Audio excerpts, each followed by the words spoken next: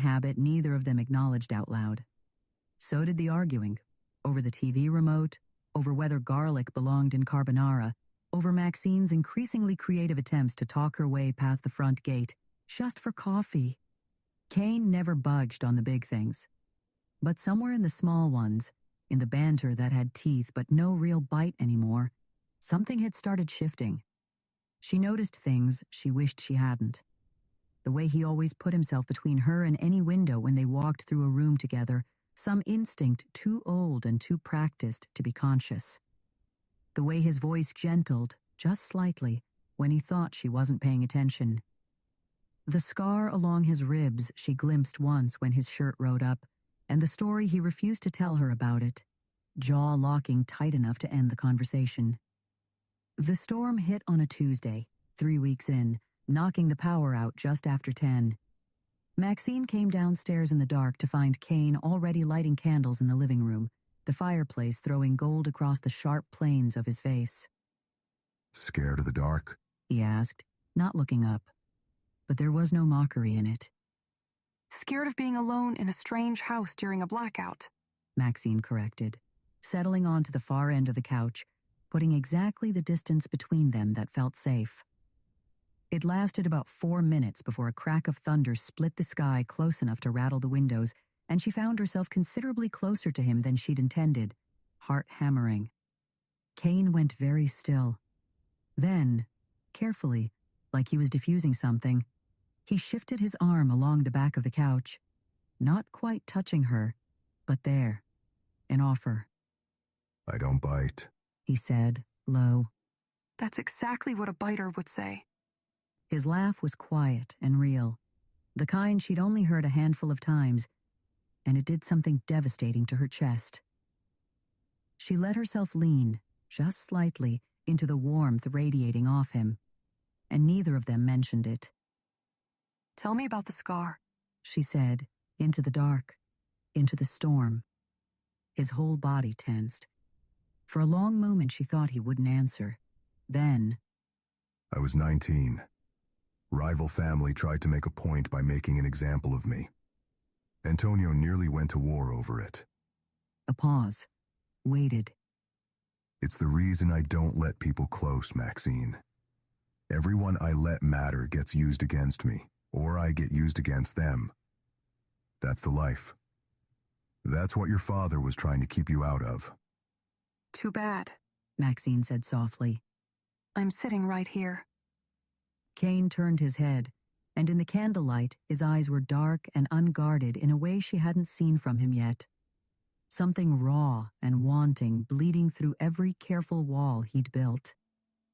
"You shouldn't be," he said, voice rough.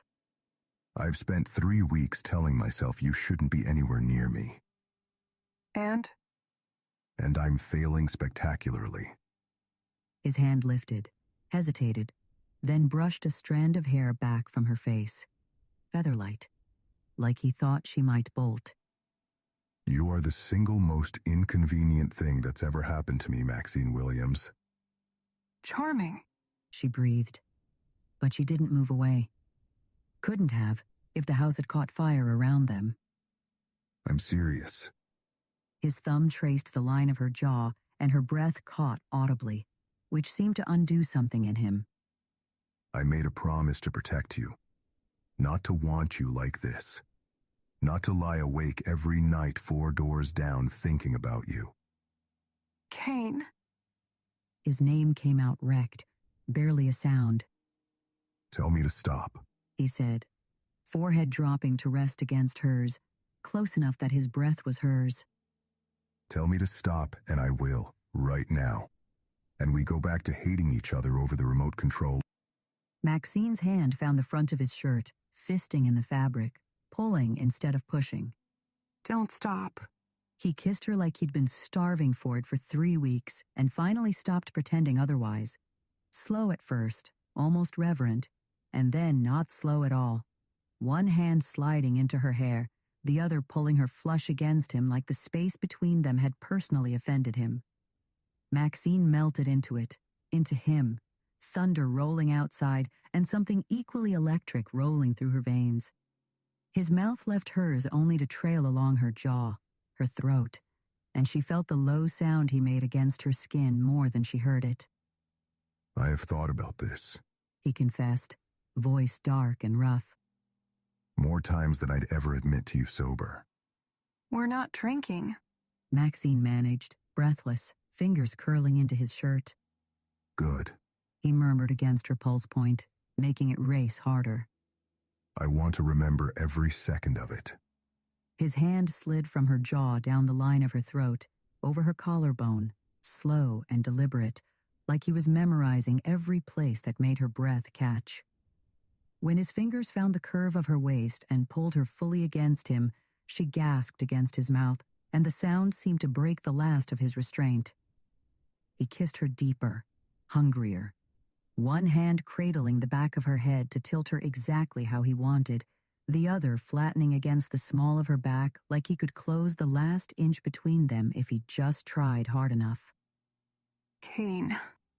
His name came out half plea, half warning, as his lips found the sensitive spot below her ear. I know, He breathed, pulling back just far enough to look at her, eyes dark, chest heaving.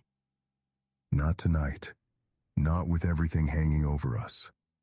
He rested his forehead against hers, both of them trembling slightly, want humming unspent between them. But you should know, I'm going to think about this every night until I get to finish it properly. Is that a threat? That, He said, kissing her once more, slow and searing.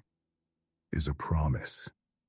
When they finally broke apart, both breathing hard, Kane rested his forehead against hers again, eyes shut like he was trying to hold on to the moment before reality came crashing back in. This complicates everything. He murmured. Good. Maxine whispered back. I was getting bored of hating you. His laugh, low and surprised, vibrated against